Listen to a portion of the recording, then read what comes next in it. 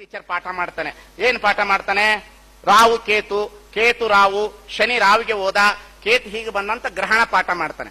ಮಾಡಿದ ಕೂಡಲೇ ಈ ಸಂಪ್ರದಾಯವಾದಿಗಳು ಗ್ರಹಣದ ದಿವಸ ಮನೆಯಲ್ಲಿರೋ ನೀರ್ನೆಲ್ಲ ಹೊರಗಡೆ ಚೆಲ್ಲಿಸಿ ಬಿಡ್ತಾರೆ. ಗ್ರಹಣದ ನೀರು ಮನೆಯಲ್ಲಿರೋದನ್ನೆಲ್ಲ ಚೆಲ್ಲಿಸಿಬಿಟ್ಟು ಪುನಃ ನೀರು ಬಿಟ್ಟಿದ್ನ ತುಂಬಿಸ್ಕೋತಾರೆ. ಹಾಗಾದ್ರೆ ಕಾವೇರಿ ನದಿ ಮೇಲೆ ಗ್ರಹಣದ ಛಾಯೆ ಬಿದ್ದಿಲ್ಲೇನೋ?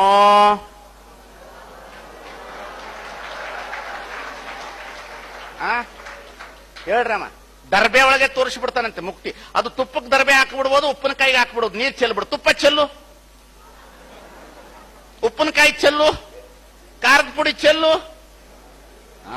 ತಮ್ಮ ಪಾಪ ನಿಮ್ಮ ಮನೆ ಒಳಗಡೆ ಏನು ತುಪ್ಪ ಇಲ್ಲ, ಉಪ್ಪಿನಕಾಯಿ ಇಲ್ಲ, ಏನಿಲ್ಲ, ನೀರು ತುಂಬಿಸ್ಕೊಂಡ್ರೆ ಚೆಲ್ಲಿಸಿ ಬಿಡೋದು ಎದುರಿಸಿಬಿಟ್ಟು.